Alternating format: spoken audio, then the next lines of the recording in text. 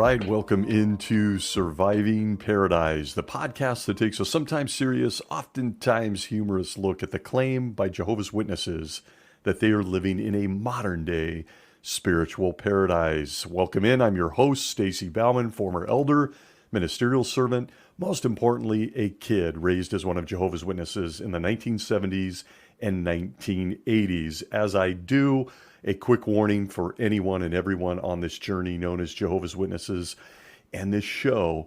We try to have some fun here. We try to heal. Each episode features sarcasm, humor, and more. Never, ever meant to offend. Simply my own experience and set of observations. So again, welcome into this week, into the spiritual paradise that is Jehovah's Witnesses in 2023. I've shared here many times in several episodes that I was raised by a single mother who was baptized as a Jehovah's Witness in 1972 in Norco, California. That may be familiar to some. I understand there's still an assembly hall there. It's been several decades since I was there. But I remember the day well. Front row of that assembly hall, and my little feet couldn't even touch the ground. We came to Jehovah's Witnesses as a single-parent family, economically challenged, and in my case, I have to say, with a very little say in the matter. It's not a choice when you're that young. You're simply thrust into all things Jehovah's Witnesses, as was I in the early 70s. I accepted it all very early, which is why I'm hypersensitive today to children being exposed to this little group in any way, shape, or form. It's the entire reason I flipped on a microphone and lend my voice to the world that is screaming about this group. Oh, the memories. My earliest memories include that lovely peach-colored Paradise Lost to Paradise Regained book. How many people out there remember that doozy? That was my first exposure. It moved on to the pink Great Teacher book. Then on to the yellow Bible Stories book in 78, and on to the epic Blood Red Youth book. We remember that one. All four of these books played a heavy role in my upbringing in Jehovah's Witness, and it had a heavy influence on my thinking, and quite frankly, at that time, my life. I guess arguably you could say my life down to this very moment. It was there that I learned Jesus didn't have a beard. See page 158 of that lovely peach book, Paradise Lost to Paradise Regained. You can also see a little girl clutching for her doll as she's swallowed by the earth. It's so encouraging. It's where I learned that Jehovah allows animals to talk, that angels have swords, that Jehovah would let Satan hurt us if it made his name look good. And of course, that masturbating can make you gay. Youth book, it's a doozy. But it was also in all of these books that I learned something that had an even deeper impact on my life as I grew older. It was a simple fact that the group Jesus never mentioned, the governing body themselves, reappearing after a long hiatus in 1971, wanted to be sure that all Jehovah's Witnesses understood and understood clearly. The message was pounded into our minds from a young age, and that message was this: it's us versus everyone else. It's us versus them. It's God's people versus Satan and the demons. It's Jehovah's Witnesses versus worldly people. You remember the phrase. For anyone that grew up during that era, the term worldly people was a part of our everyday speech. We heard it at every meeting, every Bible study. It was a constant. And I got to say, at this point, I'm not sure if that term is used by the younger generation of Jehovah's Witnesses today. Not in our current climate. I really don't know. That may be considered hate speech at this point, as it should, and has probably given way to terms like unbelievers. That was a phrase I adopted, even as an elder before I exited.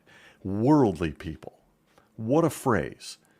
Nevertheless, that phrase, worldly people, was a main character, a main concept in our lives. And quite candidly, it continues to be so for all Jehovah's Witnesses.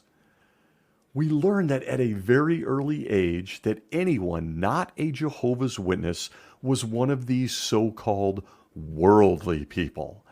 And we will get into where we believed those people were headed if it wasn't for our magazines and our organization. But it's worth noting that Jehovah's Witnesses, as led by Jesus Christ of the Gospels, are encouraged and even commanded to label all other people not baptized or coming to the Kingdom Hall as a worldly person and someone that was the opposite of us. As I mentioned, it was pounded into our heads an us versus them mentality that, as you will see, creates a very awkward conundrum that no one could explain to me as a kid, nor as an adult, or down to this very moment. And wow, did they get us young with this stuff. We were taught as young people how to label people. From the Watchtower of 1990, March 1st, page 15, under the article, "A 5-year-old stirs interest," here it comes, one of those experiences that you cannot corroborate. You're not sure if it's fabricated or if this person really exists, but here it is, a 5-year-old. Quote, "Among over 40,000 witnesses of Jehovah in Venezuela is a 5-year-old lad who had an endearing experience. He had listened carefully to public talks based on the publication Life, How Did It Get Here? By Evolution or by Creation. Some of us remember that baby blue book. And to later family considerations of this book. The 5-year-old, who was from a theocratic family, thus understood that evolution claims that man came into existence from a soup. One of the passages in the book discusses the evolutionary teaching that life evolved from an organic soup. It continues with the experience. For 14 years, a family next door, husband, wife, 2 teenage sons, and a 7-year-old daughter, had been indifferent to the requests of the witness family to investigate the Bible and to their invitations to go to the Kingdom Hall." End quote. Imagine that. I'm sure this is familiar to all of us. Your next door neighbor is just a nice group of people, but you've got an end goal as a witness. You've got to get them to the Kingdom Hall. And this family was apparently indifferent and not interested. Back to the quote, "One day, while the witness wife was washing dishes, she heard an interesting conversation between her son and the little neighbor girl near the dividing fence. The little boy said, 'What do you know? The worldly people say that a man came out of a soup.' The little girl answered back, as she usually did, 'Are you crazy?' The little boy replied, 'No, I'm not crazy. The worldly people say that man came out of a soup, but Jehovah made man.'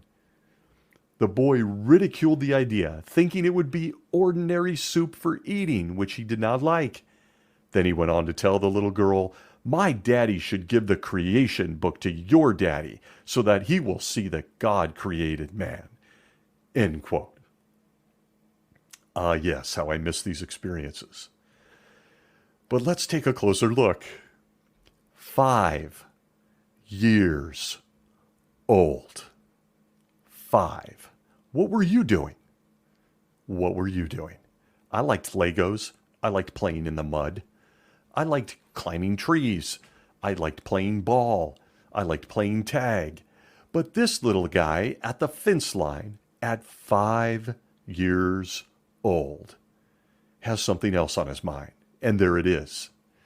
Nothing says love like trotting out a defiant 5-year-old, labeling everyone outside his world as worldly people. I wonder where he learned this. Oh, wait, they told us. It was them. That's why the experience is in print for us to enjoy in 2023. The concept of us versus them starts very, very early in Jehovah's Witnesses. as young as you can see, as 5 years old. Or if you're the governing body, that might even be too late to the game. They like to get a kid believing that it's us versus them, Jehovah's Witnesses versus worldly people, as babies, where possible. From the book, The Secret of Family Happiness, page 53, paragraph 6, we get this nugget of Holy Spirit, quote, "Hence Timothy received training from when he was very young, and rightly so. Infancy is the ideal time to begin training a child. Even a young baby has a hunger for knowledge," end quote. Back then, we weren't hearing, about how babies were enemies of God. They still wanted to capture their minds and mold them. So from as early as infancy, Jehovah's Witnesses, this guy included, and their children who grow up to be adults have been taught to segregate themselves away from anyone who is not a Jehovah's Witness. And they've been given a label in my day of which was worldly people. I used to wonder if we would soon be required to wear our convention badges as a way to identify us as a non-worldly person. I seriously had that thought as a kid. And then I thought, well, why wouldn't we?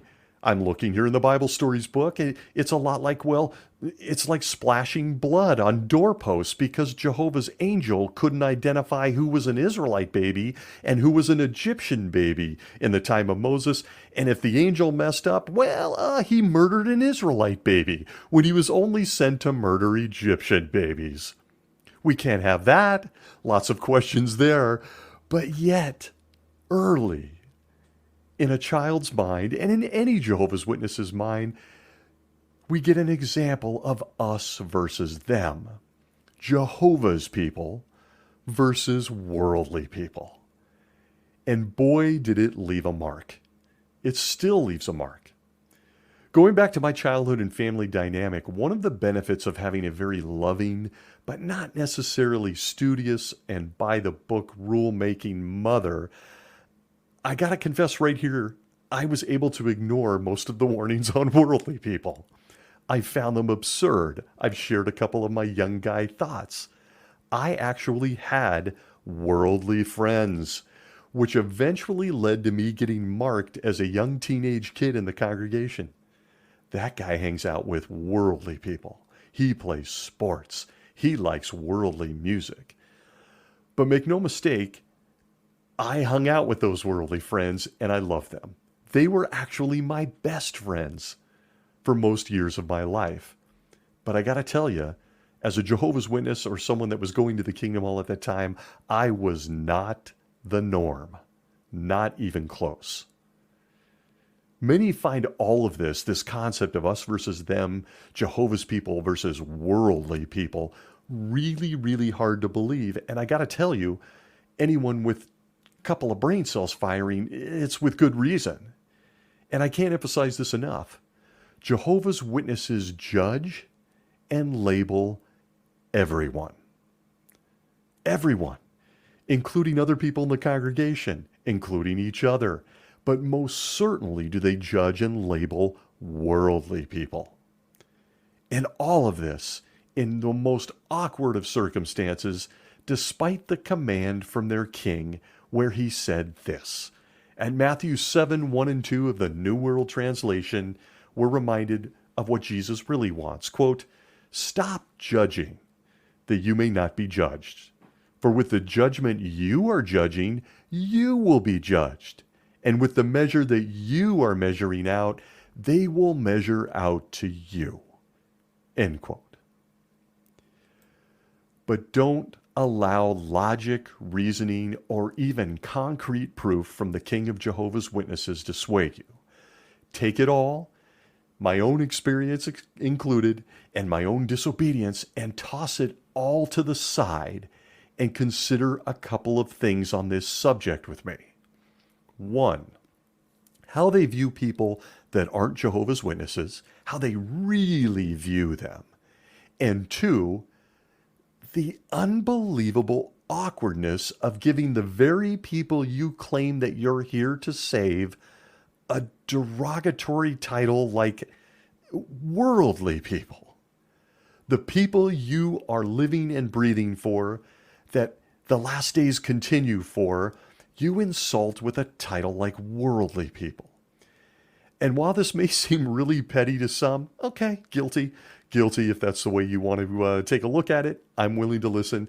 I do believe it's all worth noting if you're someone who is considering a Bible study with Jehovah's Witnesses or their claim to being God's only true organization. Under both of those spotlights, it's worth considering my 2 points. So, the first point, how they view people that aren't Jehovah's Witnesses. And listen, I'm going to get it out of the way right now because I get endless posts and DMs on YouTube and everything. This isn't how Christians, folks, this show is about Jehovah's Witnesses. Despite that fact, this is a common practice of cults, isolation, segregation. We're special. Those people over there are not special. We are clean. Those people over there are dirty. We have all the answers. Those people over there need answers. And as you will see, worldly people make up some of the most intimate relationships we have as human beings when you consider they're typically members of our family. And family won't escape the label of worldly person inside Jehovah's Witnesses. In fact, strategic move number 1 for someone that has a Bible study with a Jehovah's Witness and they're pushing into the baptism pool is to warn them that their worldly family is likely going to discourage them from joining God's only true organization here on the earth.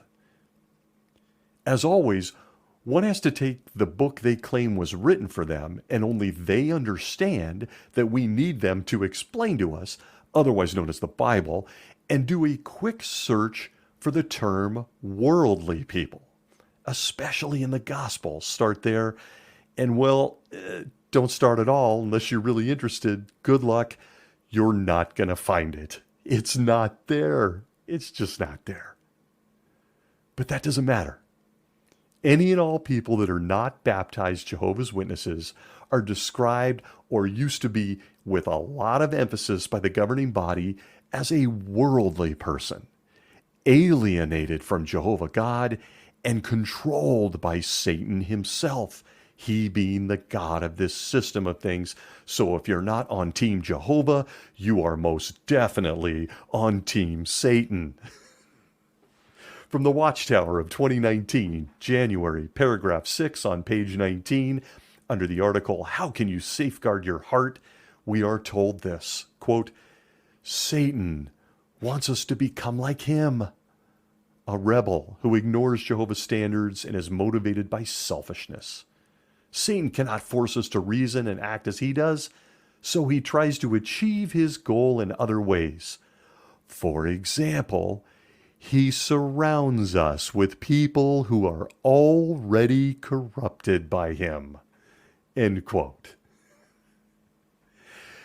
Whenever you hear a comparison that Satan wants us to be like him, I'm just going to admit it, I never wanted to be a talking snake. I never wanted to be an invisible guy. I never wanted to be a dragon or any other number of things we're told Satan is, whatever. He does this most especially by surrounding us with people that the governing body claims is already corrupted by Satan. Is that so? As a Jehovah's Witness, if you're not already terrified by the fact that Jehovah is always watching you, that Jesus and his kings in heaven are already watching you, that Satan is always watching you, and the demons, his pals, are already watching you, well, now you live with the reality that Satan has surrounded us with worldly people who are also out there watching you and out to get you, with their only goal in life being to corrupt Jehovah's Witnesses, get them to do any number of things, like maybe smoke a cigarette, how about watch an R-rated movie, or gasp, get naked with someone. As you can see, we are all surrounded by those already corrupted. Jehovah and Satan are playing a cosmic game of chess. And oddly, Jehovah's apparently losing as we peek in because Satan controls everything: governments, entertainment, social media, and now even the guy mowing his front yard next door that you can see out your window, he too is corrupted by Satan. Watch out for the worldly people. This courtesy of the governing body. It's not enough that we too, as people, each of us, any of us listening, are imperfect, with even unbaptized babies, who Stephen Lett tells us are enemies of God themselves, being worldly people. But that sweet old lady next door that brought you soup when she heard you were sick, well, her qualities don't matter either. All of them, including her, are worldly people. We are to ignore that they are kind, that they give to charity, that maybe that little old lady raised wonderful children, or maybe that she volunteers at the homeless shelter. She isn't a baptized Jehovah's Witness standing next to a book cart on a Saturday. Therefore, we get this. The Life and Ministry Meeting Workbook from April 2020, currently featured on the website, quote, although we likely see some good qualities in our neighbors, workmates, or schoolmates, does that mean that they are good associates? What can help us determine if someone is good association or not? Will their companionship help me improve my relationship with Jehovah? End quote. No. Let me help you answer. She doesn't believe the 9 guys in New York are in contact with Jesus, nor does she believe their new light doctrine. She's just got a lifetime of loving qualities. And I'm here to tell you that according to the governing body, it's not enough, folks. She's a worldly person. And despite acts of kindness, she poses a serious danger to you and I as Jehovah's Witnesses. And I'll tell you, this is one that every kid that grew up during that time period can relate to. Those conversations with your mom or your parents over dinner where you want to invite over a schoolmate and you have to sit there and read off a laundry list of what makes them your friend and why they're so amazing, while your parent is just shaking their head no, because they are a worldly person. That's the only factor. They're not a Jehovah's Witness. Their qualities don't matter. Where they live don't matter. If their parents are nice people doesn't matter. You as a kid were told you couldn't be friends with them because they're worldly.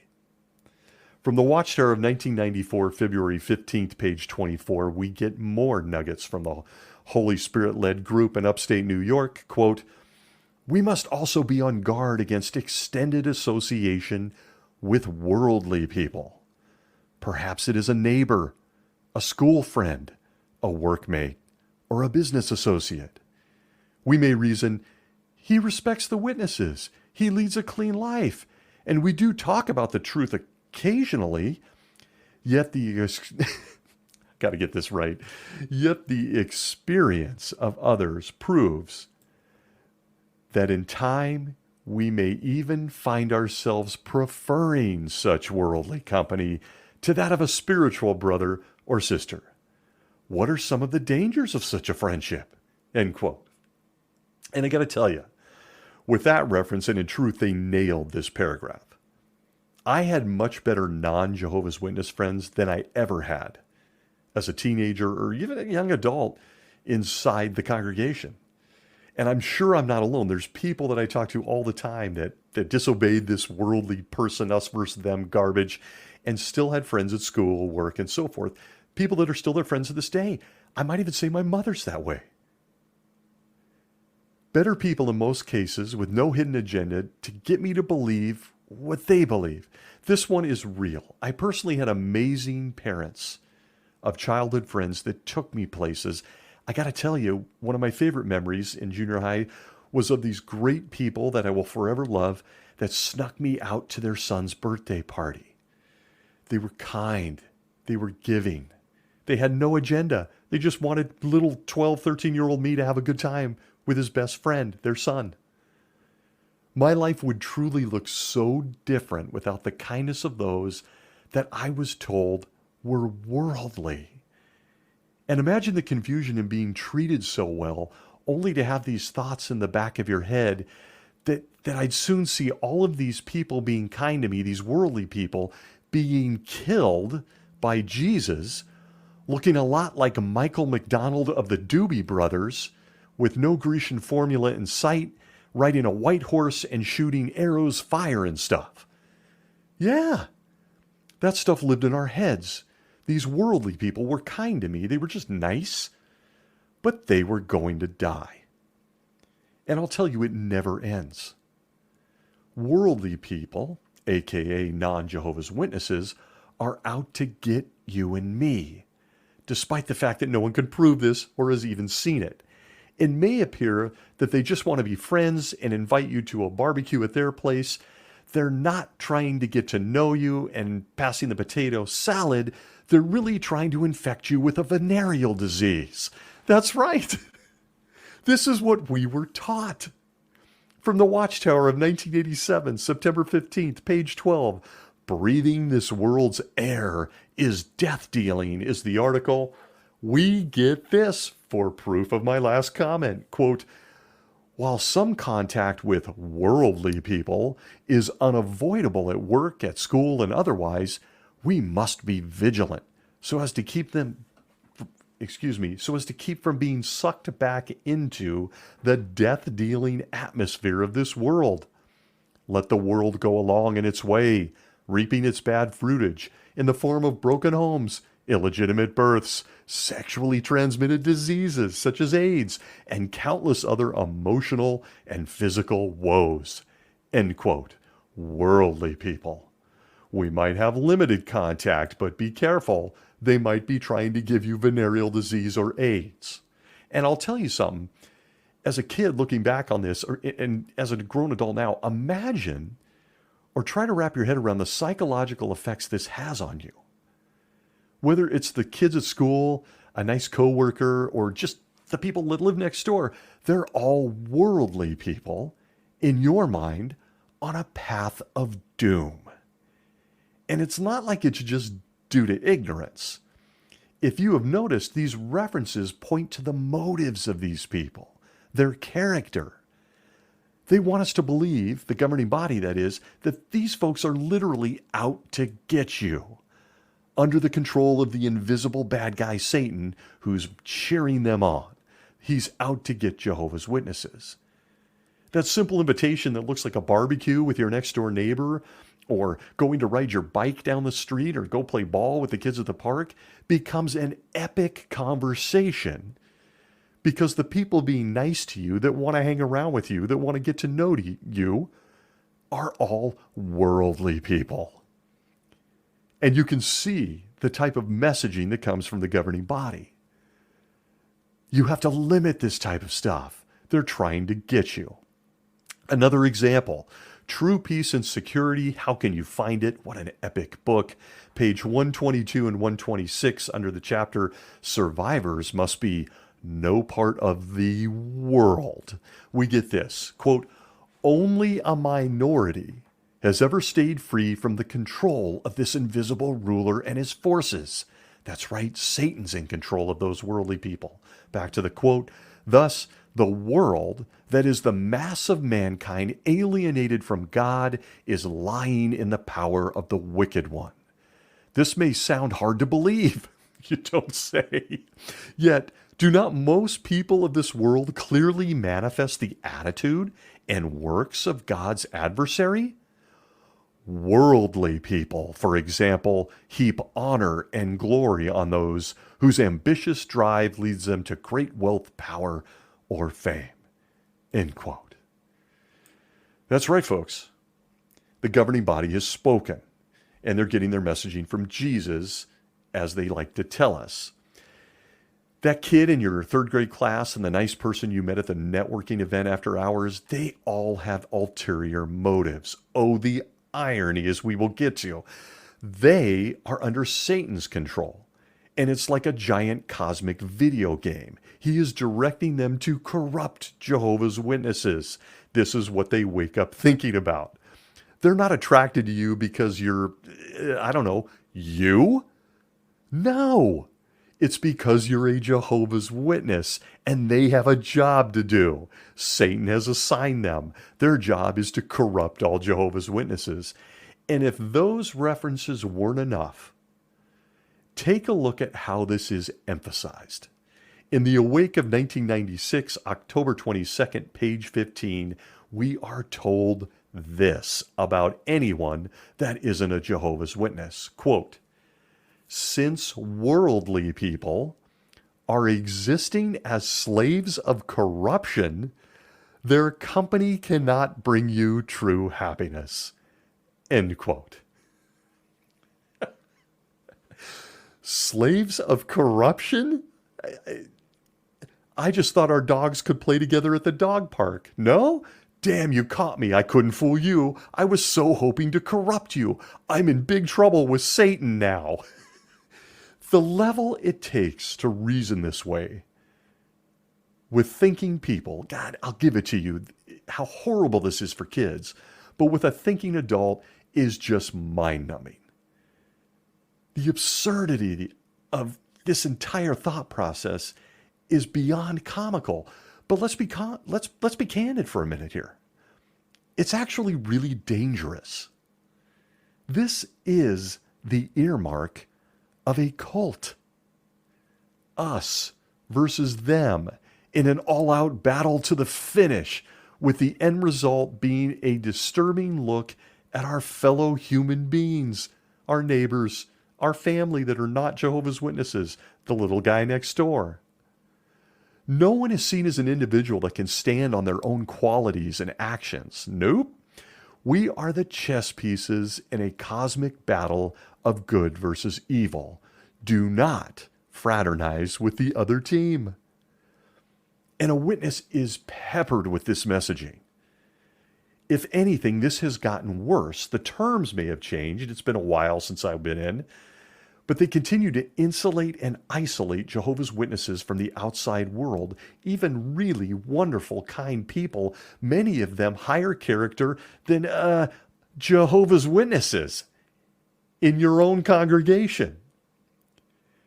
It's an uncanny, mind-bending thing that they teach these people. But let me tell you something. It gets worse. I alluded to it earlier, but the Jehovah's Witness view of worldly people extends to your own family.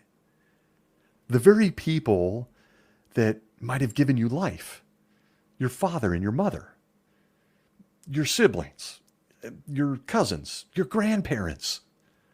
No one escapes the label of worldly person if they aren't a baptized Jehovah's Witness. From the Kingdom Ministry of June 1989, pages 1 and 2, under the article Enjoying Theocratic Association, we get this, quote, one cannot walk with God while running in association with those of the wicked and sick society that approves of everything that God abhors. The Bible warns, bad associations spoil useful habits. Some in the congregation may be inclined to invite worldly acquaintances and unbelieving relatives who have no interest in the truth to social gatherings, thinking that this will encourage them to accept the truth. However, is this wise and in harmony with the Scriptures? End quote. A healthy person views their family, certainly their immediate family, their extended family, as one of life's greatest gifts and treasures. At this point, I want to send a big hug to those who are being shunned by theirs. A family is a safe harbor, if you will. It's the one group that most of us in a healthy environment can depend on. So it's not a coincidence that the governing body of Jehovah's Witnesses works to eliminate family from someone's life. They do it at the beginning by labeling them as a potential danger in their relationship with Jehovah God. And they do the same when or if someone slips up and sins by immediately cutting off who? Their family. And by extension, friends. If you are looking and you're at all curious as to the level of evil in Jehovah's Witnesses, look no further than this. The family you've known longer than their organization are now worldly people, and they are a danger to you, and might I add, they are doomed to destruction. And you're going to hear a lot about that. You're going to see a lot of illustrations in the publications. People that you know are high quality, high character, loving, giving, generous people, albeit flawed, aren't we all?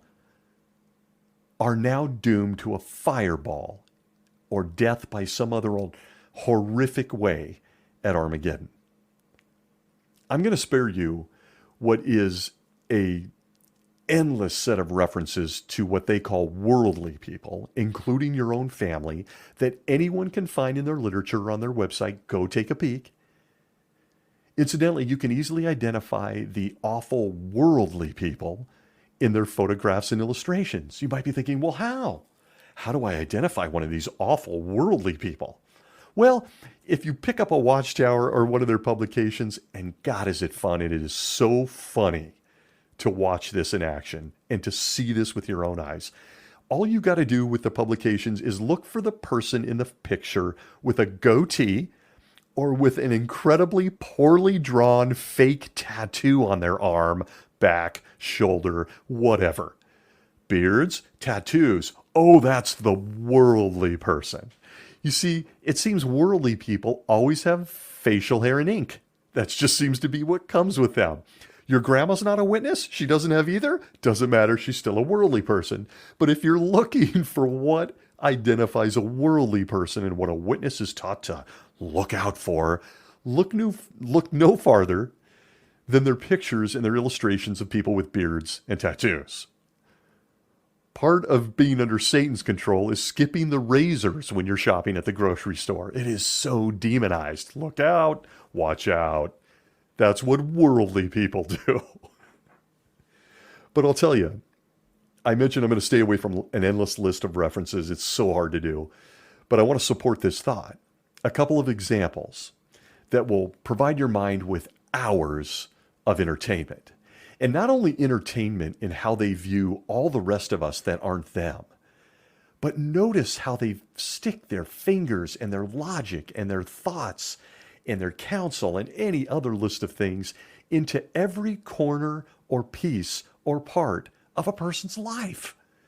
In the Watchtower of 1974, December 15th, pages 766 to 768, under my all-time favorite set of articles, Question from the Readers, where paranoid thinking people send questions, should be the subheading, we are asked this by some dear person writing into the governing body: what is the view of Jehovah's Witnesses toward attending the wedding of a worldly acquaintance or relative?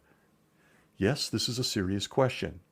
And now for the answer under the direction of Jesus Christ. We are told this, quote, understandably, one invited to attend a wedding of worldly relatives and acquaintances may at times be faced with quite a problem.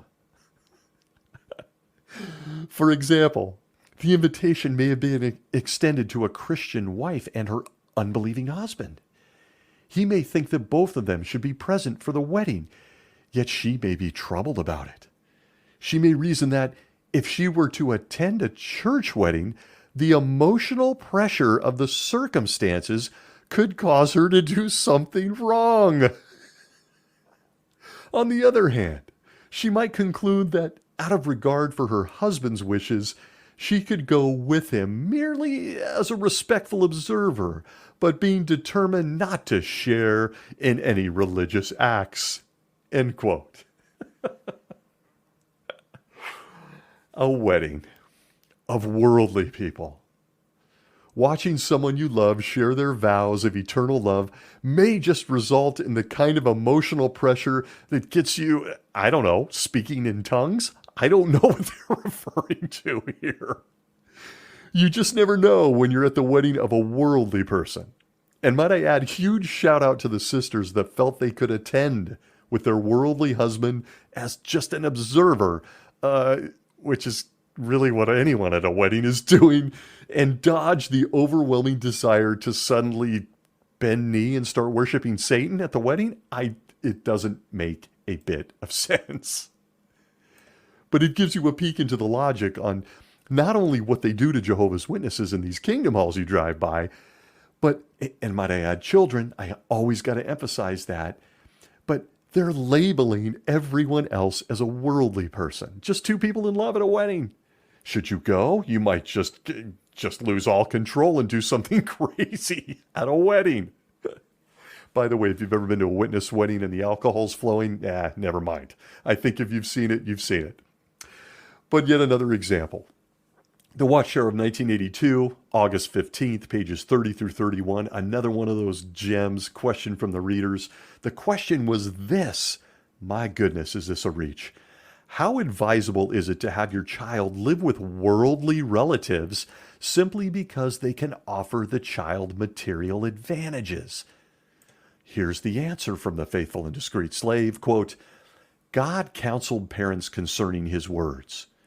You must also teach them to your sons so as to speak of them when you sit in your house and when you walk on the road and when you lie down and when you get up. Could parents do that if they had voluntarily sent their children away to worldly relatives for extended periods? No. Parents need to be with their children to offer regular correction and parental instruction, as well as the loving environment that young persons so need. Clearly, a Christian child's lasting, even everlasting welfare would not be advanced if he were sent to live with worldly relatives for secular education at the expense of spiritual instruction in his own home. End quote. So that's right. If your brain is firing and you're conjuring up some thoughts on this really interesting question, your aunt and uncle offer you a place to stay while you go to college and get a job. And well, your parents have failed Jehovah yet again by letting you stay with your own family that loves you, but is worldly. Again, in the eyes of the governing body, family be damned for supporting their own family. You just sent your child, already an enemy of God, I might add, into Satan's lair, where they won't be getting peppered with JW indoctrination on a daily basis. Can you imagine? You're certainly an irresponsible parent. You're sending your kid to live with worldly family who love him nonetheless. It's all so confusing. One of the most unnerving examples of all of this in action, and I got to tell you, take a deep breath, and any ex-elder that may listen to this show can relate to this, can probably reel off 2 or 3 stories from their own experience. One of the most unnerving things you'll ever see, so wrought with disingenuous intent, ulterior motive, and any number of other ugly things you could title it, is how a worldly mate or an unbelieving mate is treated in a congregation. No one can explain why other worldly people are treated as lepers. I've given you a few references to go look up, but a sister's unbelieving husband can become a virtual celebrity in the local congregation. Why is that, you ask? I believe we refer to it as something called low-hanging fruit. They have one half of the duo captured. The easiest thing to do is butter up the worldly other half and get them to see things their way, the governing body's way. While it no longer matters following the annual meeting in October, there was actually a time when a baptized wife could count time on her field service report for talking about Jehovah's Witnesses with her worldly husband. Can you imagine? No intimacy needed, no definition of purity, and certainly an intense love. She could just talk about the organization and count time. It was even encouraged. And I got to tell you, looking back on that and having much experience in this matter, where you've got one person baptized and the other mate is worldly, is just, it is literally a treasure trove of material. And I think I'm going to do an entire show on it at some point. But imagine the pillow talk. And it's more often than not, it's the sisters with an unbelieving mate. That's not universal. There are many men with unbelieving wives, but it's certainly the majority is the other way. But I had to picture this as I witnessed it in my own congregation. I was guilty of it as an elder and as a brother, trying to be friendly to an unbelieving mate, the same guy that I would see out smoking a cigarette and would think he was, the son of Satan. Didn't matter. I'd often find myself drifting, as I often do, daydreaming at one of those fantastically informative meetings with talks I've heard a million times. I thought, what's the pillow talk like on this one? I can just imagine it. Hey, babe. Hey, babe, I love you so much. But if you don't accept a Bible study, get baptized, and attend meetings, I'm going on to paradise with or without you. They say I'll be single forever if I survive Armageddon or even if I'm resurrected. But look, I'll have a mansion and a giraffe. You? Oh, you'll be swallowed by the earth. Why, I watch. And then I won't remember you at all. That's what they tell me. I won't even have a memory of you. Good night, honey. Will you turn off the light? That is literally the messaging between a woman who has an unbelieving mate or a man who has an unbelieving wife. I remember entire campaigns designed to get someone's worldly mate in the congregation to accept a Bible study. I went looking for the references. It was sometime in the mid-2000s. There was actually an entire service meeting on it. No, it's not to invite them to go camping with you or go fishing or see a movie. That's not the goal, folks. The end goal is always the same. Get this unbelieving worldly person mate to agree to a Bible study. As I mentioned, I'm going to do an entire episode. It's way too much fun and absurd and just drenched in hypocrisy. But how about one example? From the Kingdom Ministry, September 1990, pages 3 and 4, under the article, Be Alert to Start Bible Studies. You'll note here, I can't help it, the irony, not titled Be Alert to Make New Friends. No, that's not important. They're worldly.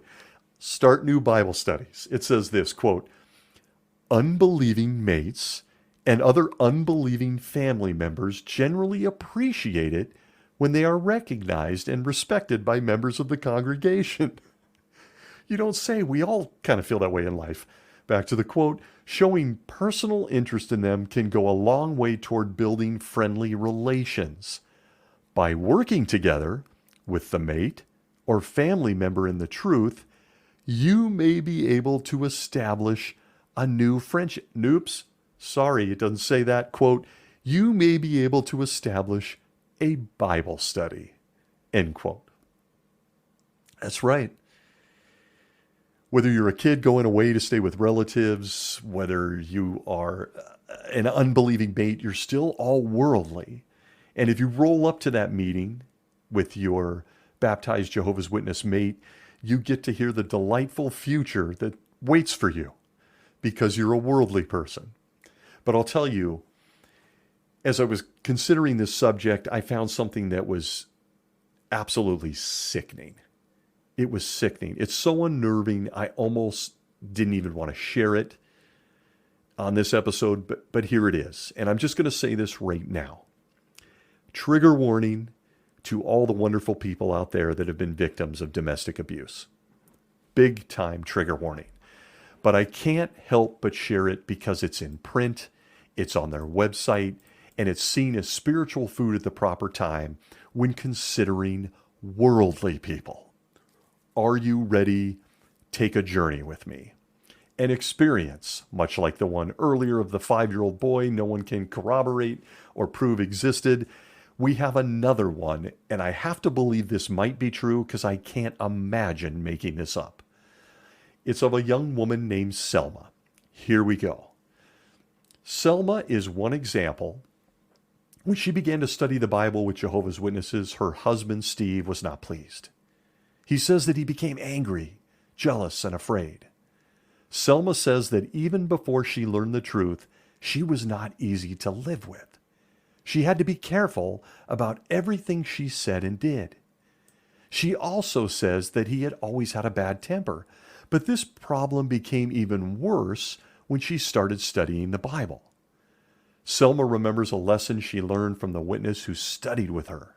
She says, "One particular day, I didn't want to have a Bible study. The night before, Steve had hit me as I had tried to prove a point, and I was feeling sad and sorry for myself. After I told the sister what had happened and how I felt, she asked me to read 1 Corinthians 13, 4 through 7. As I did, I began to reason, Steve never does any of these loving things for me. But the sister made me think differently by asking, how many of those acts of love do you show toward your husband? My answer was, none, for he is so difficult to live with. The sister softly said, Selma, who is trying to be a Christian here? You or Steve? Selma realized that she needed to change her thinking. She said, I prayed to Jehovah to help me be more loving toward Steve. Slowly, things started to change. After 17 years, Steve accepted the truth. End quote. I cannot believe that this is propped up as spiritual food in a discussion of worldly people for Jehovah's Witnesses to read, consider, and emulate. You see, a female Jehovah's Witness can't join the PTA with a bunch of worldly people. But since her worldly husband is a potential Jehovah's Witness, the sister conducting this Bible study featured on their website as a story, herself brainwashed, didn't immediately lend support to this woman, Selma, and arrange for the woman to leave immediately away from all things physical harm. No, she shamed Selma, the victim, and encouraged her to stay. Set an example, because this worldly guy may end up being a Jehovah's Witness elder someday. What? 24 hours after enduring violence, she's at her Bible study being shamed by a Jehovah's Witness sister. A Jehovah's Witness that hasn't invited her to dinner at her home or offered any aid in leaving a violent home because, well, she's still worldly. But she encourages her to stay with her worldly husband who subjects her to violence because, well, let's be honest, who's trying to be the Christian here, Selma? He's a potential Bible study just waiting to happen. It's a stunning peek into a subject that many people may think I'm being petty about, that I think actually hovers over all things evil. The insanity, the hypocrisy, and more when it comes to all things worldly people and how other human beings are viewed by this organization known as Jehovah's Witnesses should shock and appall anyone that learns of this stuff. And it's in print. And it's taught to women. And it's taught to young girls. It's taught to kids. Us versus them in a cosmic battle of chess. The good people versus the worldly people. And it penetrates even a situation and experience that they're rolling out as something encouraging. It's unbelievable if you allow yourself to dwell on it outside the humor. At the end of the day, a Jehovah's Witness is left with an incredibly unhealthy view of anyone and everyone that is not a Jehovah's Witness. And one option for relationships. It's unbelievable if you allow yourself to contemplate it just for a few minutes. The Watchtower of 1985, April 15th, pages 30 through 31, back to the questions from the readers, tells us, and look, I'm not going to go into the question this time. It was about good versus bad association, but it does drop this nugget into the article answer from the governing body for a Jehovah's Witness in 1985. I graduated high school that year. It tells us this, quote, "Those who become part of the Christian congregation do so because they love Jehovah and sincerely want to live by his principles. It is better to fellowship with these than with worldly people." End quote. It's a staggering peek into how Jehovah's Witnesses view the rest of the world. But I mentioned two things at the outset that I wanted to consider on this subject of worldly people. So consider the irony of what I'll call point number 2 on all things worldly. While you're discouraged from associating with worldly people, including family, we learned about weddings, parties, a simple barbecue with the neighbors, any of it. Suddenly, and without explanation, those same people that you see as worldly and doomed to destruction become a welcome target for our literature and a Bible study. The irony. From the Kingdom Ministry, April 1988, page 4, presenting the good news by using tracts at every opportunity. Are tracts still a thing? Somebody sound off. Boy, were they big deals back in the day. Multicolored tracts, slip them under the welcome mat. Count a placement. We did it. Successful day. That article in April 88 says this, under informal witnessing. During the course of our daily routine, we may have contact with any number of worldly persons. Wherever we are, the tracts help us to be prepared to give a witness. Opportunity for a brief oral witness can be enhanced by offering a tract for the person to read later. Notice the irony here. It continues, quote, "At your workplace, do workmates and others speak about the pressures and problems of living in this system of things? Would they like to know what has given you a hope for the future? If they truly are sighing and groaning over the world's unrighteous conditions, the information in life in a peaceful new world will strike a responsive chord in their hearts, opening the way for further discussion. Do you young ones at school hear teachers or fellow students question the reliability of the Bible? Why You Can Trust the Bible contains a faith-building message showing the scientific and historical accuracy of the Bible that may stimulate their interest in learning more. Jesus said that our field for witnessing is the entire inhabited earth. Thus, wherever there are people, at work, at school, in the waiting room of a doctor or a dentist, at the laundromat, or where we shop, at the homes of relatives or neighbors, or even at our own door when people stop for various reasons, let us take every opportunity to spread the seeds of kingdom good news, trusting that some of these will fall on the fine soil and result in further fruitage to Jehovah's praise." End quote. Did you catch the paradox? We've already heard that everyone's under the clutches of Satan, your neighbors, your schoolmates, your workmates, your family. And out of the other side of their mouth, they're telling you to go out and speak to all of these people about us. Just whatever you do, don't ride your bike with the worldly kid next door, attend that worldly coworker's baby shower, or help that worldly person with a flat tire on the freeway. In those settings, they're all doomed to destruction under the heavy hand of Satan. But hey, they are the very reason Armageddon hasn't hit the planet yet, because there is more of them to save? What? Huh? It goes without saying that so many of us have thought about this. Not to mention, they seem to miss the entire point of Jesus' ministry and how he treated people he never called worldly. I mentioned in the weeks past that he only witnessed to apostates, the irony, and worldly people, where he actually went to their weddings.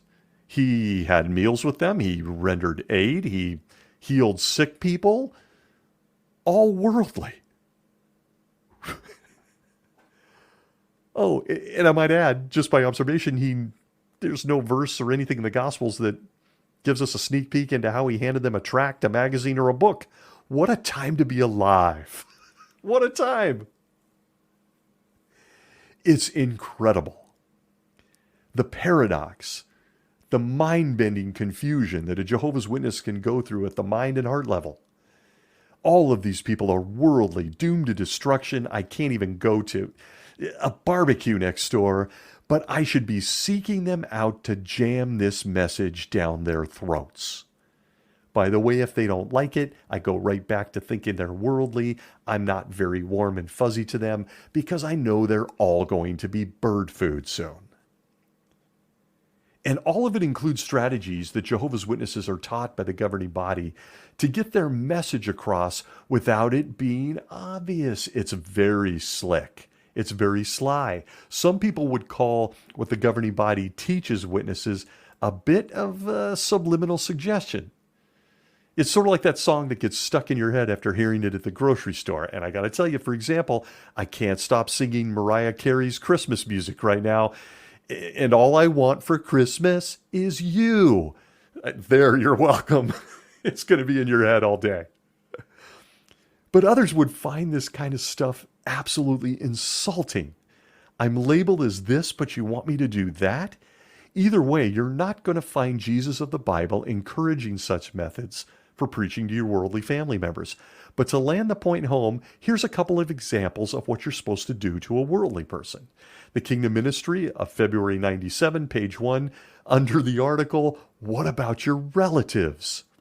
We are given the following direction by Jesus Guys in New York. Quote, to refresh your relatives with the waters of truth, give them a cup at a time, not a bucketful. A traveling overseer observed, the best results are achieved by those who awaken curiosity in their relatives, by witnessing in measured doses. In this way, even opposers may begin to ask questions and eventually develop a thirst for the truth. End quote. Jehovah's Witnesses are consistently and constantly taught to strategically, if not subliminally, get their point across.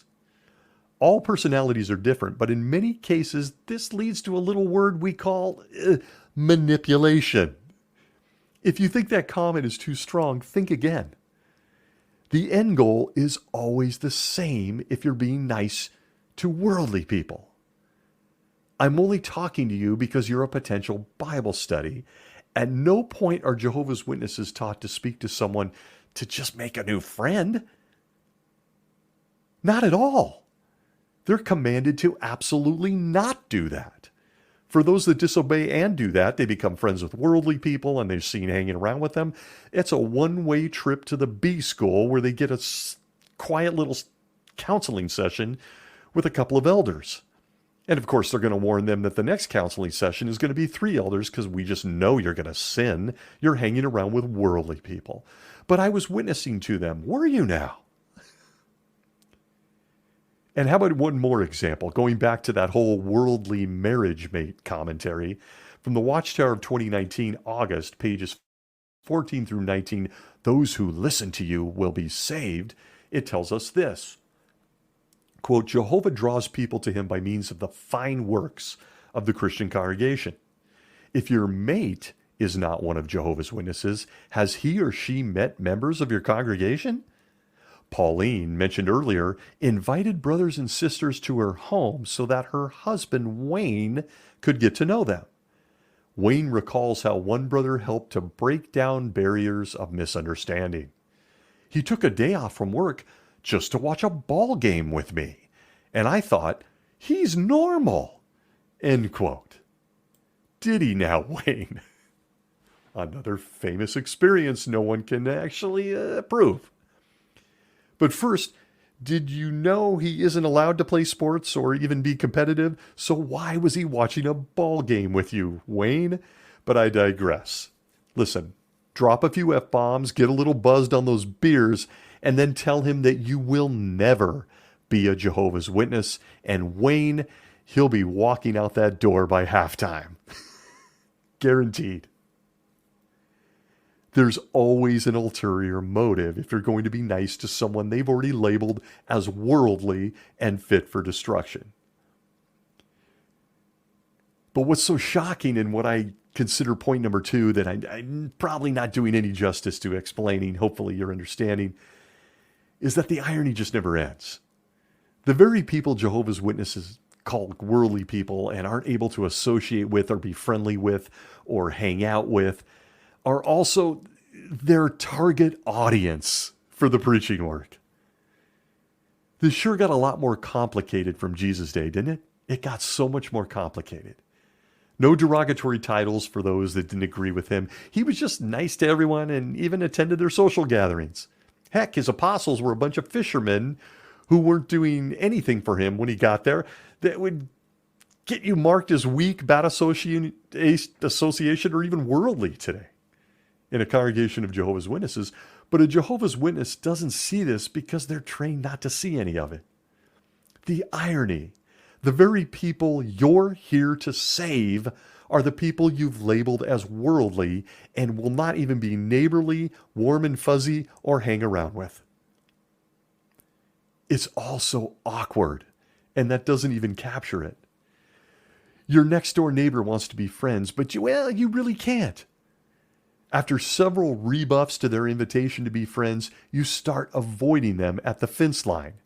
However, on Saturday, they better still welcome you with open arms when you show up at their door unannounced with a Watchtower magazine you want them to read, interrupting their cartoons or college football and a bowl of Lucky Charms. You see, it only works one way, your way, if you're a Jehovah's Witness. And it's truly one of the weirdest things you'll experience in your time as a witness. You have to somehow switch gears in your own head from worldly person to potential paradise dweller, all in a matter of seconds. You kind of avoid them. You're a little cold to them until Saturday when you show up at their door with the latest Watchtower. Then you want them to be warm and fuzzy. A Jehovah's Witness lives in a world where authenticity is completely shot. It's long gone. Even in speaking to a stranger, your end goal is to convert them to be like you, a witness. Often, J-dubs feign personal interest in a worldly person, see unbelieving mates, just to get them to the next step, which is a baptism pool. It's truly unreal to watch them admit this in their recent videos. And by that, the one that jumps out, go back and see the series with Jade and Nita, where she meets the girl out on the street work and becomes her fast friend, but she gets super frustrated halfway through and she's just got to be a witness or she's not going to be my friend. The entire nightmare, including the manipulation, plays out on the screen for you to watch. And let me tell you, it's there for a reason. They're proud of it. They're proud of it. This is how we view worldly people. This is what we're trying to do to worldly people. It's called manipulation. In the video, Jade even goes on to ditch her worldly mother in favor of an organization she just recently learned about. It's stunning. From the Kingdom Ministry of December 2004, page 8, Witnessing to Relatives, How, we're told this, quote, "If your initial efforts to share the truth with your relatives are not well received, do not give up. Circumstances and attitudes can change. Continue to look for another opportunity to share a point that may awaken their curiosity. You may have the joy of helping them start on the road to everlasting life." End quote. The inference here is that if this worldly person isn't on the road to life already, well now, what road are they on? Uh-oh.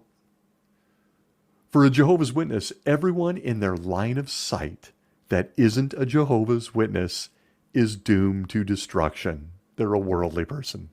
They're going to die.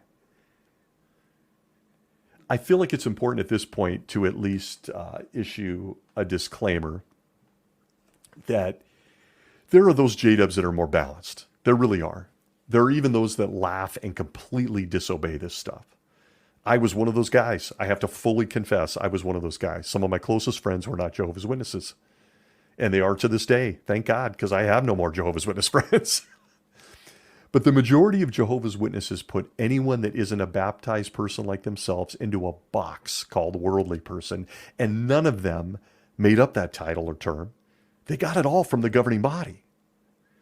Despite flooding the world with publications and videos claiming they love their neighbor, they only love that neighbor under certain conditions, with all the efforts to show kindness having an ulterior motive, and that is to join Jehovah's Witnesses. At best, we would call that a tainted love, a love that includes a really ugly label. I'm reminded, as I often am on this show, of the Eckhart Tolle quote in his book, A New Earth. Yes, I read everything. I give everything a shot, folks. Where he said this, and it's so profound when considering the subject of worldly people. He said, quote, "The quicker you are in attaching verbal or mental labels to things, people, or situations, the more shallow and lifeless your reality becomes, and the more deadened you become to reality." End quote. I agree. And so here's a dose of reality for anyone listening. There's no such thing as worldly people. There are simply those that believe in Jehovah's Witnesses and those that do not. And if you're a non-Jehovah's Witness or worldly person, and you want to know how a JW truly feels about you, just ask them one question. I'm never, ever, ever going to be a Jehovah's Witness. What does the future hold for me? The answer will tell you all you need to know. Thanks to everyone for joining me this week. I appreciate each and every one of you listening, wherever you may be. Be well.